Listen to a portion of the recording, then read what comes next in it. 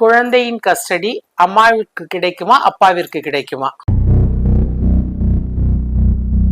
Divorce வழக்குகள்ல எந்த பேரண்ட்டுக்கு குழந்தை custody கிடைக்கும்? குழந்தை 5 வயசுக்குள்ள இருந்தால் as per Hindu minority and guardianship act குழந்தையுடைய கஸ்டடி சாதாரணமா அம்மா கிட்ட தான் கோர்ட் கொடுக்கும். ஏன்னா 5 வயசு வரைக்கும் அந்த குழந்தை அம்மாவோட அரவணைப்புல தான் இருக்கணும். அப்பா வெளியில வேலைக்கு போனா அந்த குழந்தைய பாத்துக்க முடியாது. அப்கோர்ஸ் இப்ப அம்மாக்களும் நிறைய பேர் வேலைக்கு போறாங்க.